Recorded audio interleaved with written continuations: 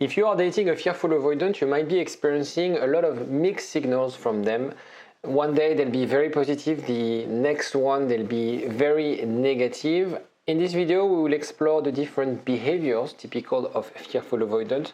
We will also analyze some examples of these mixed signals, but more importantly, I will explain what you should be doing, the different approaches and strategies that you need to adopt if you want to have a healthy relationship with your partner. igetmyexback.com. Everyone deserves a second chance. So for you, it's kind of a puzzle, right? You need to really figure out what's going on in his mind, what's going on in her mind. Those mixed signals, things that are contradictory, one day very positive, as I said, the next day very negative. This is the clear sign that something is happening. Insecurities manifesting in the context of the relationship.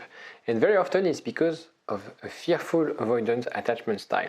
It's the idea of they crave intimacy, but at the same time, they are scared of getting too close. And the way it manifests itself in the context of the relationship is this on, off, hot, cold. Let's first of all understand fearful avoidant attachment style. As I said, it's the deep desire for connection, but at the same time, this strong fear of rejection, fear of abandonment, fear of getting hurt. If we compare dismissive avoidant and fearful avoidant, the dismissive avoidant, they don't necessarily have the deep desire for connection, and they're not necessarily scared of abandonment. For fearful avoidant, they have those two traits at the same time. This is usually people who have a fearful avoidant attachment style, they usually have had either traumas or inconsistent experience with their parents or caregivers. And so that creates a lack of trust when they're adults in how they could form stable and healthy relationship with their partners, because we transition from a primary attachment figure, your parents, your caregivers, to another primary attachment figure when you're an adult, your romantic partner. So we're going to discuss the 4 common fearful avoidant behaviors, what you experience dating your partner if he or she is fearful avoidant. The first one is hot and cold dynamics. One day they may appear deeply in love, highly engaged, the next day distant and detached. Clear mixed signals, clear on and off. And again, it's the idea of one day they'll be excited, one day they'll have this craving for intimacy. The next day, because you gave them this intimacy, they kind of freak out. Second one is difficulty expressing needs. Again, because of their childhood, because of how they were sort of perhaps rejected by their parents. Whenever they were expressing their needs, they're going to have a hard time communicating their needs. Because if they open up, they are scared that they're going to be rejected. They associate intimacy with pain.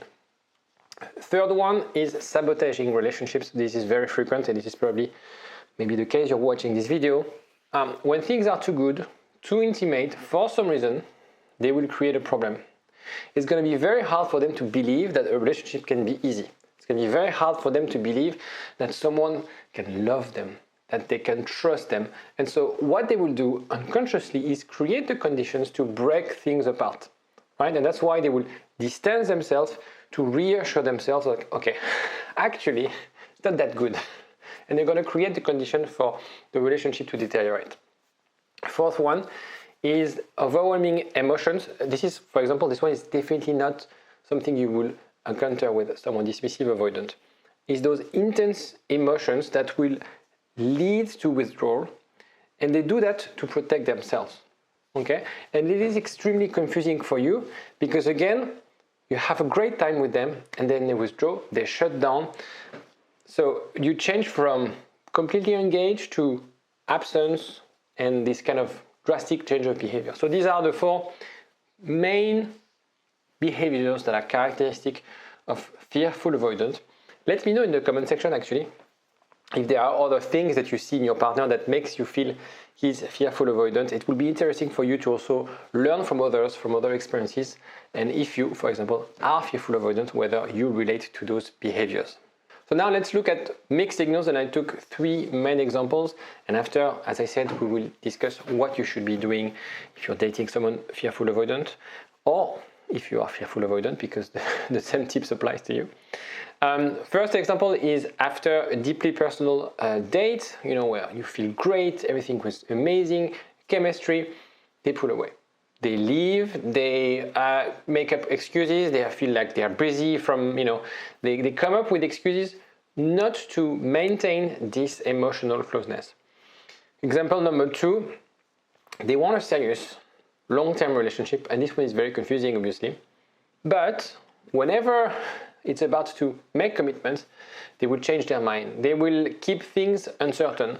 So again, it's back and forth. I crave intimacy. I want to build something with you, but at the same time, I'm freaking scared of building something with you, because that reminds me of the relationship I had with my parents, where that was inconsistent, that was painful. So at the same time, I have this on and off thing towards you.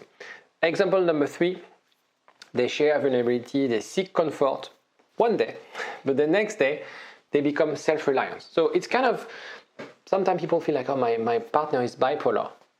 In a way, it looks a bit like this. It doesn't mean that they are bipolar. It's just that they have this sort of, their safe place is one day closeness, the other day reliance. So really alternating between being anxious. So that's why some people would assume that their partner are anxious, but actually they're fearful avoidance, and sometimes dismissive, sometimes avoiding things. And so it's alternating between those things that create those sort of mixed messages, mixed signals. So now you need to understand that those mixed signals are simply defense mechanism. When they withdraw, when they detach, it's not because they want to hurt you, it's not because they're manipulating something in the relationship. Some people assume that fearful avoidance are narcissistic people. No, that's not the case. It's just, again, that's how they protect themselves. So 2 main tips. First one, communication obviously is key, but the communication in the sense of you being the role model by being open, being honest, showing them that vulnerability can't kill, that it's okay to open up, that you can trust them, that they can trust you, right? And being proactive, so having those moments of conversation away from conflict, because you might have fights and disagreements. Whenever you have to talk about deep things, wait for the right time. Second element is boundaries. This is very, very important. It's really essential for you to protect your emotional needs, express your emotional needs, understand what you want, understand what you don't want, and express them clearly to your partner. Now, what can we do from here? We can all develop a secure attachment style. This is my job. This is what I've done personally. This is kind of my purpose and the reason I'm creating those videos. So how can you do that? Therapy will help. When I say therapy, could be with me, could be with anyone else that you find, someone you trust, someone who has experience and credentials in helping people to develop a secure attachment style. Self-reflection, because therapy is not just one session and you do nothing between sessions. It's really about every single day building that self-awareness about your triggers, about how you can respond with a more secure response. Another element, which is the environment, is building trust in relationship with your parents, with your colleagues, with your friends, with your partner. Another very important element as well, which could be done in therapy, is building self-compassion. Very often people who have a fearful avoidant attachment style, they have low self-esteem. They're not necessarily confident about their ability to love, their ability to do, their ability to trust. So it's about rebuilding that self-compassion. One last thing, and this is probably the most important one, it's also very important to understand the environment and the support system. So all those things are very important, and if you have all of those things, you will succeed. But you have also to be mindful of the people around you, because the problem with people who have a fearful avoidant attachment style, as we all do, they seek familiarity.